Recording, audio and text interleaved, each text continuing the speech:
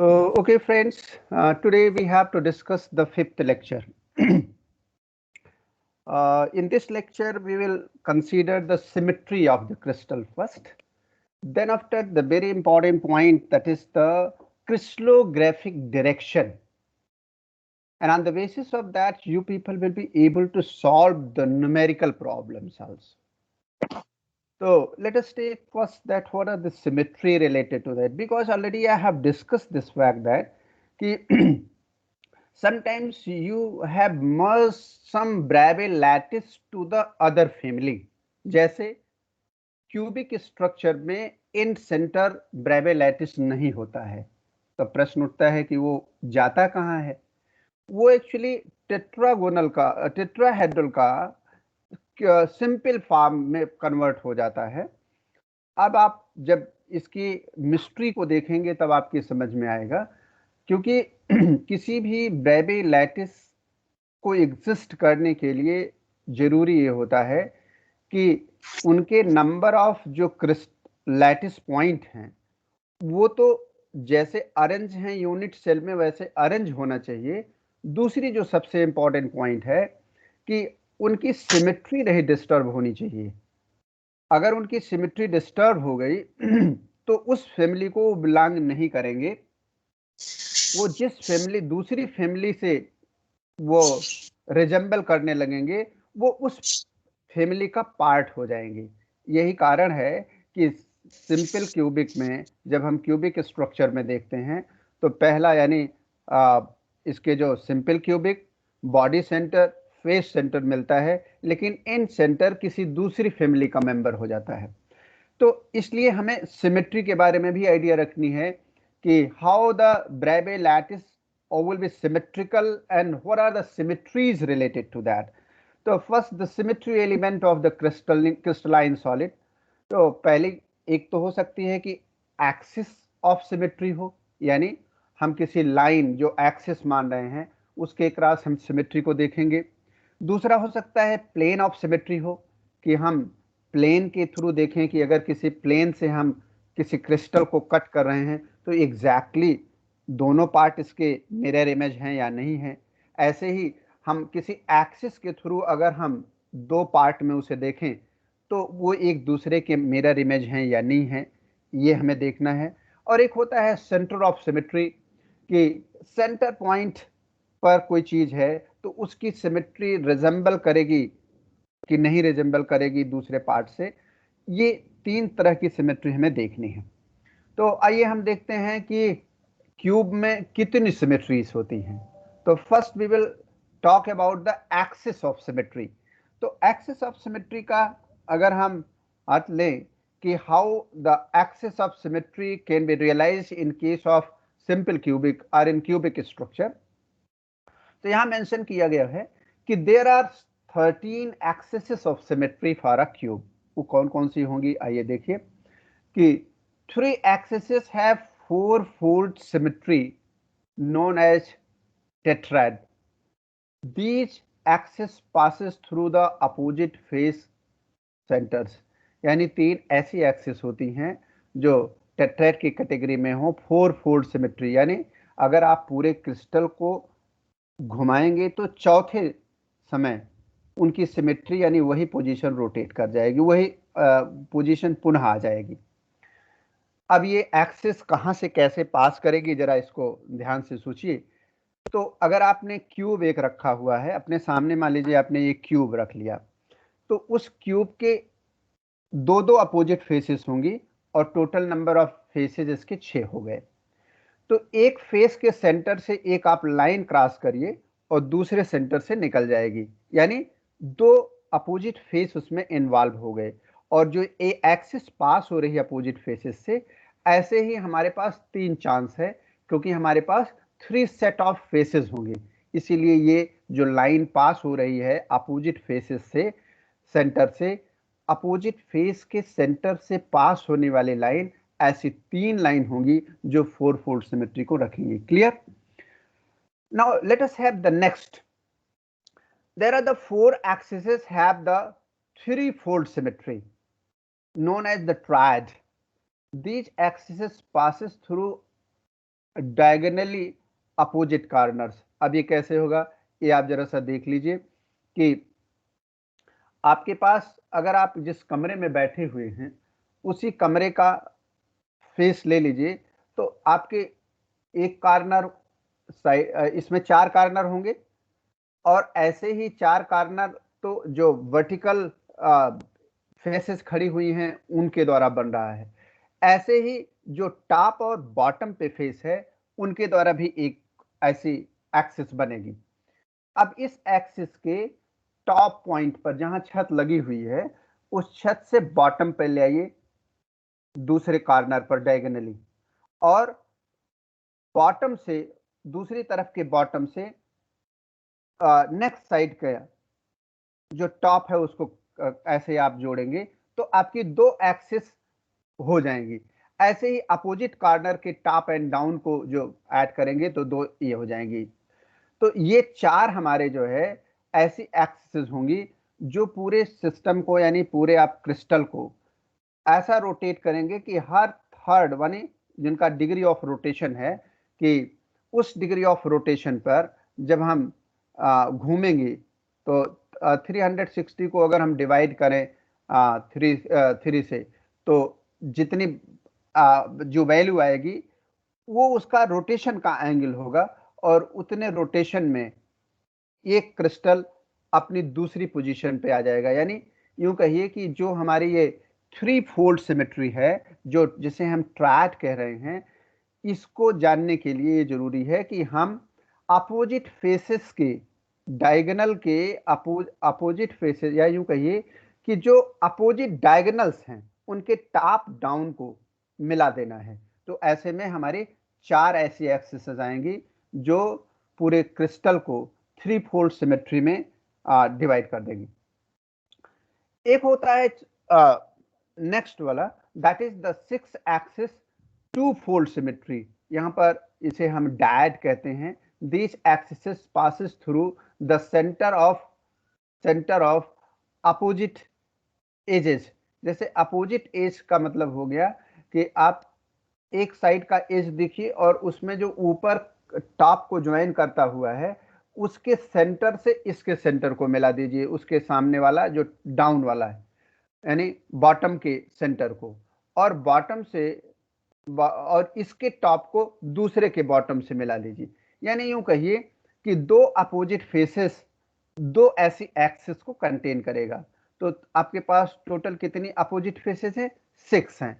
तो 6 में आपको 6 एक्सिस ऐसे मिल जाएंगी जो 2 फोल्ड सिमेट्री पोजेस करेंगी और उन्हें हम डायड कहेंगे।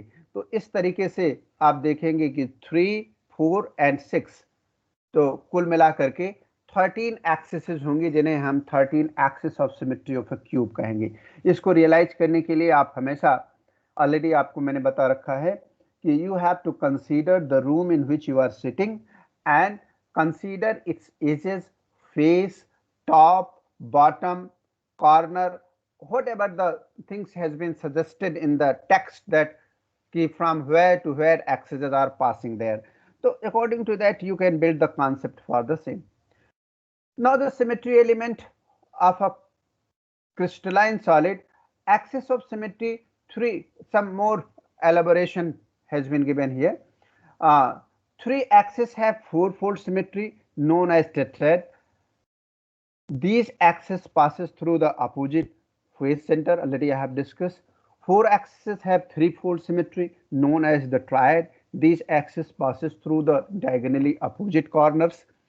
And 6 axes have 2-fold symmetry known as dyad, and these axes passes through the center of opposite edges. The resemblance of the same has been given here कि आप 990 से भाग देंगे 360 को तो 4 फोल्ड आ जाएगा यानी 4 टाइम आ जाएगा। 120 से भाग देंगे 360 में तो 3 फोल्ड सिमेट्री आ जाएगा। 180 से भाग देंगे तो 2 फोल्ड सिमेट्री आ जाएगा। इनका जो रियलाइजेशन है आपके क्यूब पर, that has been depicted in this picture, and I have also traced this picture in the textbook, you can see there also. Next is the plane of symmetry. if the plane is able to cut the crystal into two halves in such a way that one half becomes the mirror image of the other half, then the plane is known as plane of symmetry. There are the 9 such planes. 3 are parallel to the faces of the cube. अब आप कहेंगे कैसे? आप cube लीजिए, एक face जो दो opposite faces हैं उनके बीच में सेंटर पर एक फेस से उसे कट कर दीजिए, तो दो भागों में बढ़ जाएगा, दोनों एक दूसरे के मिरर इमेज है। तो एक तो आपका ए प्लेन हुआ। ऐसे ही दूसरी जो अपोजिट फेस है उसके वर्टिकल एक प्लेन लेंगे, वो भी उसको कट करेगा दो भागों में। ऐसे जो तीसरा सेट ऑफ फेस है उसके क्रॉस कट करेंगे, तो इस तरीके से आपके 3 प्लेन ऐसे होंगे जो उसको उससे कट करने पर जो कटे हुए भाग हैं ये एक दूसरे के मिरर इमेज हो जाएंगे। 6 are the diagonal planes passing through the diagonally opposite parallel edges। अब हमने अभी आपको जो कहा था कि अपोजिट फेसेस को लीजिए और अपोजिट फेसेस के टॉप के सेंटर को बॉटम दूसरे उसके अपोजिट साइड के बॉटम के सेंटर से मिलाइए, तो एक एक्सिस का हमने बताया था। अब आप वहां से एक प्लेन निकालिए जो प्लेन टॉप से लेकर के अपोजिट फेस के बॉटम से सीधे एक प्लेन इसको कट करेगा, तो ऑब्वियसली ये दो भागों में बढ़ जाएगा और ये मिरर इमेज होगा।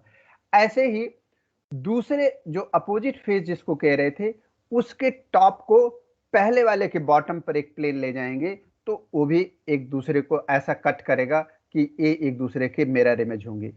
तो प्रत्येक ये अपोजिट फेसेस को मिलाकर यानी सेट ऑफ अपोजिट फेसेस में दो प्लेन ऐसे आपको मिले जिनके कट करने से टॉप और डाउन या कहिए टॉप और बॉटम को मिलाते हुए इनके एजेस को इनके कॉर्नर इनके एजेस पर से जो प्लेन जा रहा है, ऐसे दो प्लेन हुए।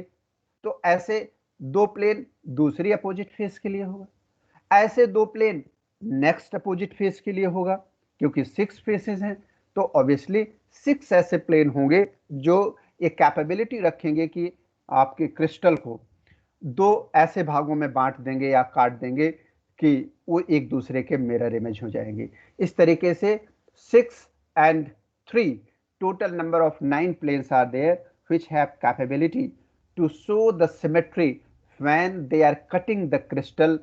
Two helps will be exactly the mirror image of each other. If we will talk about the plane of symmetry, some more discussion about that, then if a plane is able to cut the crystal into two halves in such a way that the half of the mirror image of the other half, then the plane is known as the plane of symmetry. Already I have discussed this one. There are the 9 planes, 3 are parallel to the face of a cube and 6 are the diagonal plane passing through the diagonally opposite parallel edges, and the depiction had been given there कि ऐसे ही cut करना है कि दो opposite faces को कैसे cut रहा है, देखो पहले पिक्चर में दिया गया है और दूसरे पिक्चर में कैसे इसका पहले वाले का टॉप और दूसरे वाले का बॉटम। ऐसे ही हम प्रत्येक सेट ऑफ फेसेस को लेकर के दो दो ऐसे प्लेन पा जाएंगे और पूरे टोटल प्लेन हमारे 6 हो जाएंगे। Now the center of symmetry, it is defined as a point in a crystal such that if a line is drawn from any point in the crystal passing through this point and an equal distance is produced on each side of this center point, then it meets an identical point and there is only one center of symmetry for a cube system. ऐसे जो इसने condition दिया गया कि कोई line किसी as से अगर हम ट्रेस करें और इस सेंटर से पास हो रही है और सेम डिस्टेंस पे दूसरे एक्सिस किसी भी एक्सिस पर पहुंच रही है, तो ऐसा यूनिक एक सिंगल पॉइंट होगा क्यूबिक के केस में, and that shows the centre of symmetry in case of cube. Each of unit cell of 14 Bravais lattices have one or more type of symmetry properties such as inversion, reflection and rotation symmetry. इन्हीं rotation, reflection और inversion के आधार पर जब हम crystal को invert करें, rotate करें, उनका रिफ्लेक्शन देखें, अगर ये प्रिजर्व करता है तभी उस ब्रेवे लैटिस का या उस फैमिली का ब्रेवे लैटिस कहलाएगा जिनमें इस तरीके की सिमेट्री प्रिवेल कर रही है। अगर ये सिमेट्री प्रिवेल नहीं करेगी तो ये ऑब्वियस सी बात है कि ये ब्रेवे लैटिस उस फैमिली का पार्ट नहीं रह जाएगा। Means that the symmetry must preserve in case of the division of the family and the Bravais lattices belonging to that.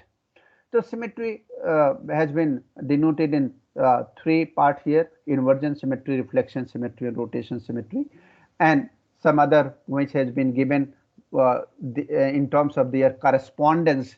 That is, if operation is done there, inversion operation we are doing there, then the point symmetry must be there. And if reflection is there, then plane symmetry will occur. And if rotation is there, then axis symmetry will be there. And sometimes robo inversion is there, then that is also depend on the axis, because because of only top three, means that inversion, reflection and rotation is most common, and these three operations are usually give the symmetry information of all the Bravais lattices in order to classify and in order to place them in a particular family. So, but rarely sometimes we have the roto inversion also, and that can be viewed in terms of the axis of that crystal also. The most important point what I was interested to discuss with you people with this lecture, there is a crystallographic direction. Actually, if you will see entire crystallography, whenever you are interested to discuss the solid state physics or the solid state material belonging to any of the branch of the engineering, material science, material will be very important to you people in order to investigate that what will be the peculiar application of the materials in your field, particularly, especially the students of the electrical engineering, mechanical engineering, electronics engineering, civil engineering are doing much in the material science, but you people, especially of the computer science and IT department, are much more interested in the software. So there is less use of this, but whenever you will talk about the hardware, then what the material has been used to improve the competence of your hardwares. So for that, it is very important to have the detailed information of the material which has to be used for a specific and peculiar purpose. So for that, here crystallographic direction actually क्या है कि solid state physics में जब इस हम crystallography पढ़ते हैं तो इसमें 4 तरह का ब्रैकेट यूजुअली हमें दिखा है। पूरे सभी डिवीजन को जब मैंने देखा, क्लासिफाई किया, तो 4 तरीके का ब्रैकेट है। एक कैपिटल ब्रैकेट है। अगर इस कैपिटल ब्रैकेट में HKL लिखा हुआ है, HKL एक्चुअली मिलर इंडिसेस होती हैं और इसको हम बताएंगे क्या होता है बाद में।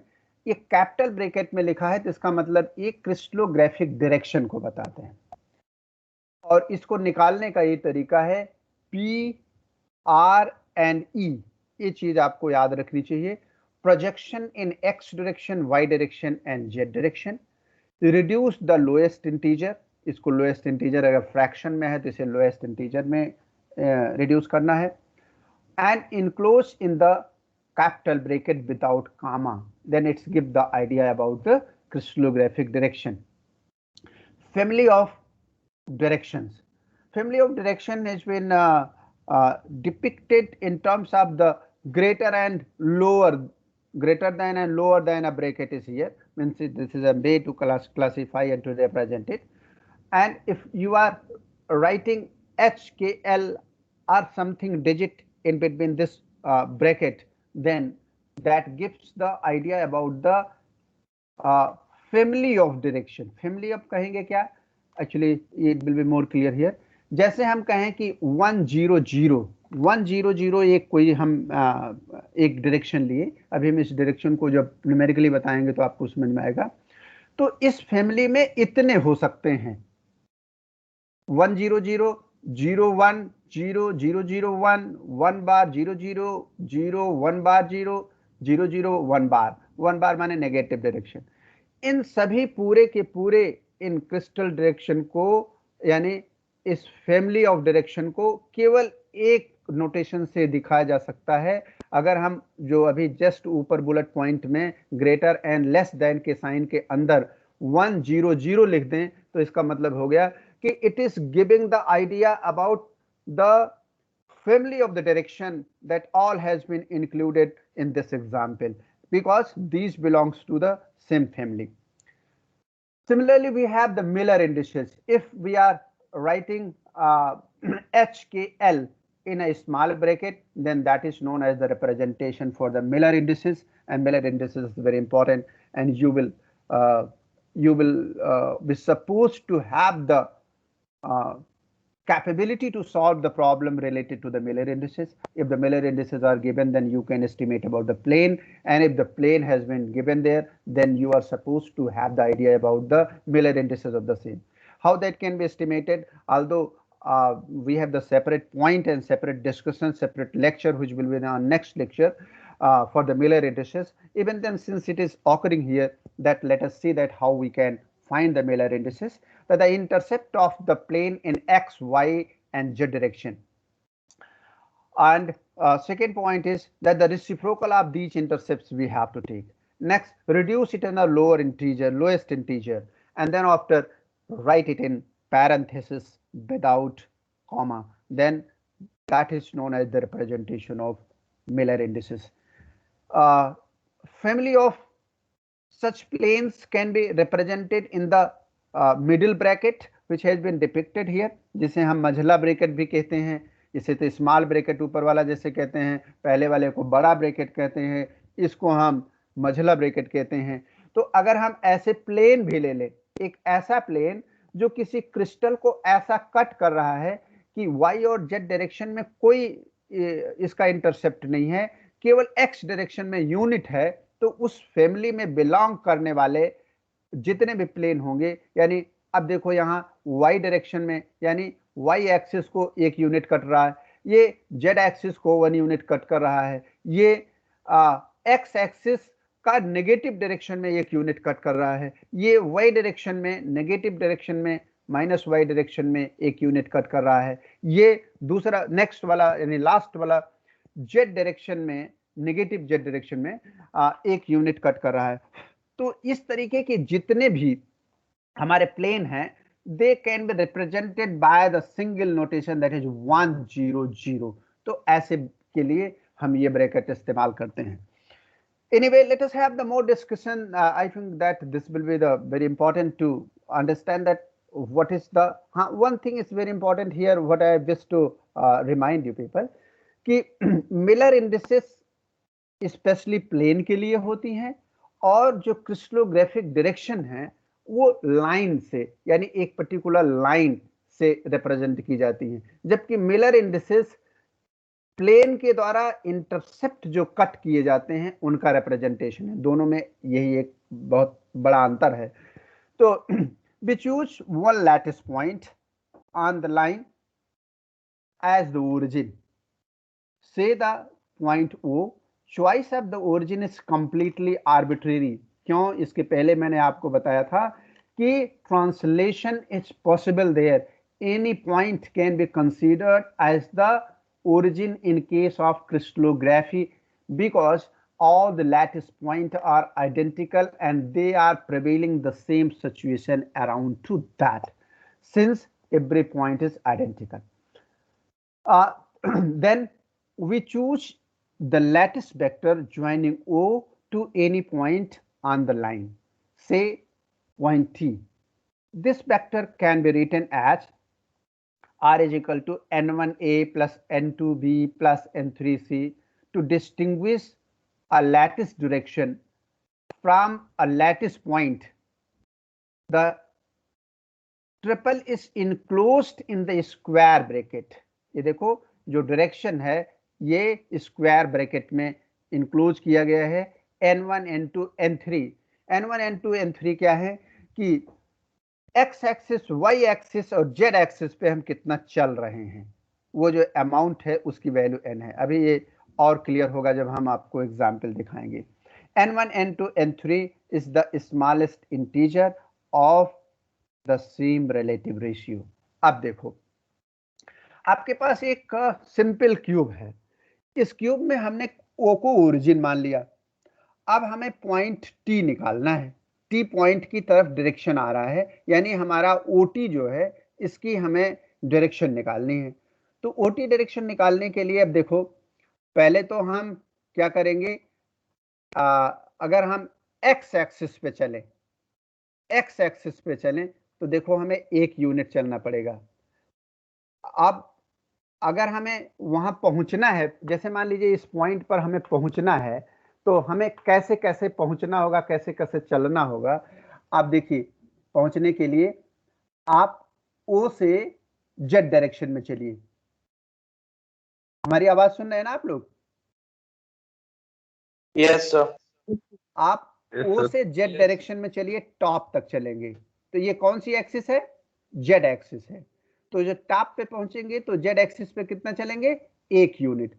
अब आप Y एक्सिस पे चलिए, क्यों? क्योंकि आपको T तक पहुंचना है। तो जब Y एक्सिस पे आप चलेंगे तो 1 यूनिट फिर चलेंगे।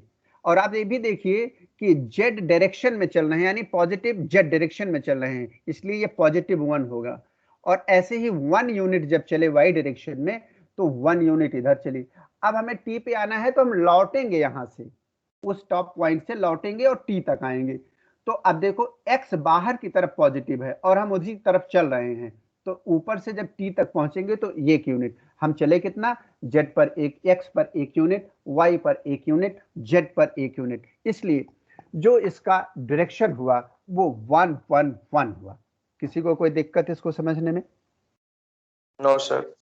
ये आप बहुत क्लियर से ध्यान रख लीजिए कि उस पॉइंट पर पहुंचने के लिए एक्स, वाई और जेड पर लीस्ट डिस्टेंस से कैसे पहुंचेंगे। आप उसी ट्रैक को ट्रेस करिए और सीधे सीधे ये देख लीजिए कि डिफरेंट एक्सिस पे हमें पॉजिटिव चलना पड़ रहा है या नेगेटिव चलना पड़ रहा है वहां पहुंचने के लिए। Then you can have the direction of the crystal. So obviously, let us have the next example. For example, we have M point. अब हमें M पॉइंट पर पहुंचना है। M पॉइंट पर जब पहुंचना होगा बेटा तो क्या करेंगे? बताओ, कहां से कहां चलें? ओरिजिन O को माना गया है, हालांकि ओरिजिन कोई दूसरी भी मानी जा सकती है, अभी हम बताएंगे आपको इसका भी। O से हमें M तक पहुंचना है तो कहां चलें भाई, कैसे चलें? सर y में हाफ चलेंगे और x में 1 चलेंगे और अरे z पहले में 0। Y पे कहे कूद पड़े, अभी आप पहले X चलेंगे ना। यस सर, x में 1। हाँ, पहले X पर 1 यूनिट चलेंगे और उसके बाद Y पर हाफ चलेंगे। Z पर कुछ नहीं चलना है हमें, हम यस क्योंकि सर। उस जगह पे पहुंच गए। तो हमारी जो आएगी वो जो कट आएगा या जो भी हम वहां पहुंचने के लिए जितना चले हैं वो चलेंगे कितना? 1 हाफ 0। लेकिन हमें रखना इसे कितना है? इसे हमें लोएस्ट इंटीजर में रखना है, इसलिए हम 2 से मल्टीप्लाई करेंगे पूरे में। तो 2 से मल्टीप्लाई करेंगे तो जहां 1 था वो 2 हो गया और 1/2 वाला 1 हो गया, 0 0 है, इसलिए ये डायरेक्शन हो गई। ओके, एक और मजेदार बात बताएं, चलो हम इसकी ओरिजिन को शिफ्ट कर देते हैं और जहां जेड एक्सिस है उसका टॉप, उसको हम ओरिजिन बना लेते हैं, जेड के जस्ट नीचे वाला पॉइंट। अब हमको क्या करना है? हमें वाई एक्सिस पे चलना है। हमें फिर ये जो एम पॉइंट है, अब यहां हम दिखा नहीं पा रहे हैं इसलिए मेरे पास टैब आज नहीं हमने एक्टिवेट किया है, नहीं तो टैब पर हम बना के बता देते। एनीवे, आप जेड के नीचे वाली पॉइंट को अगर हम कोई पॉइंट मानेंगे तो वहां से हम कैसे चलेंगे? एक्स एक्सिस पर। देखो जो तिरछी लाइन है, यानी जेड के जस्ट बाएं तरफ 1 यूनिट चले, उसके बाद हाफ यूनिट चलेंगे तो हम वाई एक्सिस पे पहुंच जाएंगे। और जब इसका ट्रेस करेंगे तो इसका भी वही डायरेक्शन होगा जो नीचे वाले का है। क्यों? क्योंकि एग्जैक्टली ये इसी के पैरेलल होगा और किसी भी पैरेलल डायरेक्शन की हमेशा डायरेक्शन सेम होगी इंडिकेशन, इसीलिए कहा गया है कि the choice of origin is arbitrary, it is not fixed. Anybody have any problem to that? ये नीचे इसका डिपिक्शन दिया गया है। Let us have the more example for that. Now our objective is to reach the point of the tip of orange color what has been shown here. अब हमें इसके top, इसके टिप पर जहां एरो बनी है वहां पे पहुंचना है। तो हम कहां कहां चलें, कैसे कैसे चलें, बताओ भाई, कितना चलना पड़ेगा, किधर से चलें? सर x में हाफ, y में हाफ और z में 1। x में हाफ, x y में में हाफ, यस सर। x में हाफ चलेंगे। अच्छा, तो किस डायरेक्शन में चलें, कहां से कहां चल रहे हैं इसमें आप बताइए। सर 0 से जो x वाली डायरेक्शन है पॉजिटिव, उधर चलेंगे, मतलब ओरिजिन से।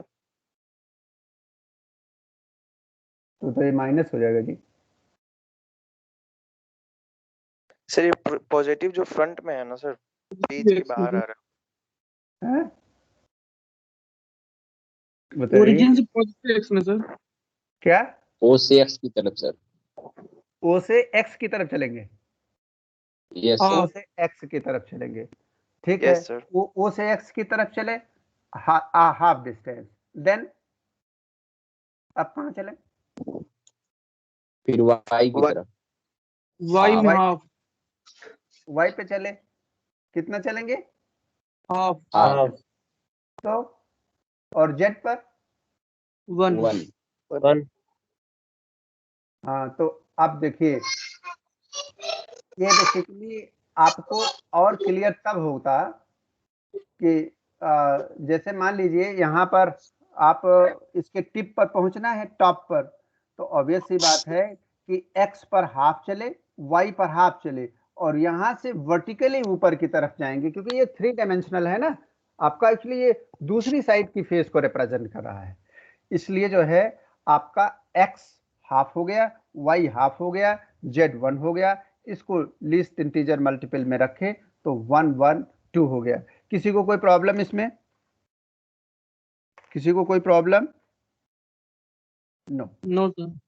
आगे बढ़। Now let us have the negative direction also.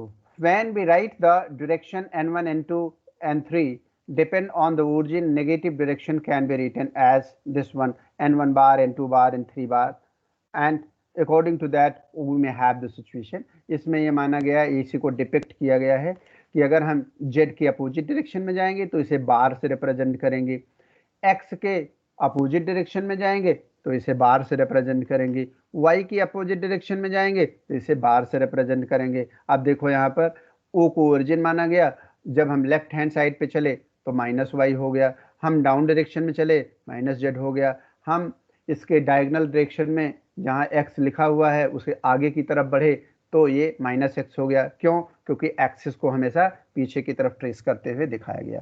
तो this is the concept for the this bar notation. Now let us have another example for the same. जैसे हमने यहाँ पर कहा कि भाई ये आप अपने आप प्रैक्टिस के लिए है कि अभी जैसे 110 है, 110 में देखो x डायरेक्शन में 1 चला गया, y डायरेक्शन में 1 चला गया, देखो टिप पर पहुंच गए इसके, और z डायरेक्शन में कुछ नहीं चलना पड़ा। ऐसे ही 110 है, 1 पर 1 चला गया, x पर y पर कुछ नहीं, z पर कुछ नहीं, इसलिए ओरिजिन o के सापेक्ष जो डायरेक्शन ऑफ द क्रिस्टलोग्राफी हुई r पॉइंट की वो 100 हुई और s पॉइंट की 110 हुई। तो similarly if we will talk about this one, now we wish to represent 1 bar 0। इसके लिए बेटा एक चीज आप ध्यान रख लो बहुत अच्छे से कि जब भी आप बार की डायरेक्शन में आएंगे तो आपको इसकी ओरिजिन को शिफ्ट करना पड़ेगा और ये देखना पड़ेगा कि फिजिबिलिटी इस चलने की कहाँ पर है।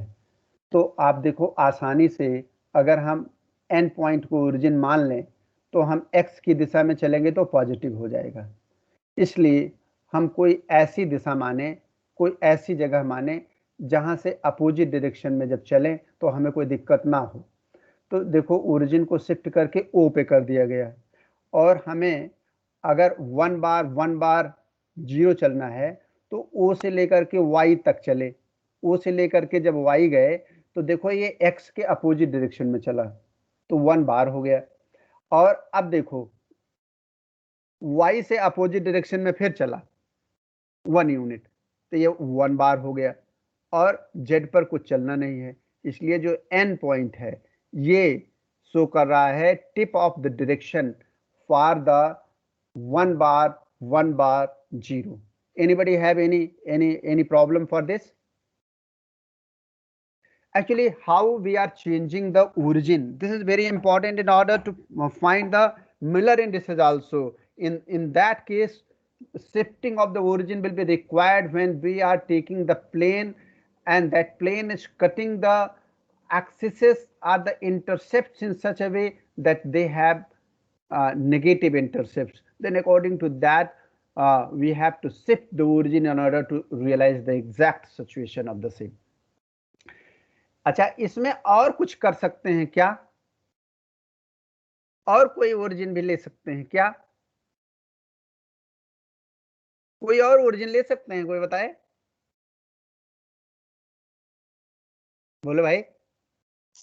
हाँ सर, उसको पैरेलली शिफ्ट कर सकते हैं सर ओरिजिन को। अरे जी, हाँ पैरेलली शिफ्ट करने से नहीं होता है। पैरेलल शिफ्ट करने नहीं, जब आप पोजीशन ओ की लो तो ऑटोमेटिकली वो पैरेलल अपने आप डिपिक्ट हो जाएगा। जैसे ये देखो कि एन से डायगोनली ऊपर की तरफ देखोगे तो एक पॉइंट आ रहा है ना, उसको ओरिजिन मान लो, या जहां ओ लिखे हो इसके वर्टिकली ऊपर जाओगे तो जो जंक्शन पॉइंट है उसको ओरिजिन मान लो।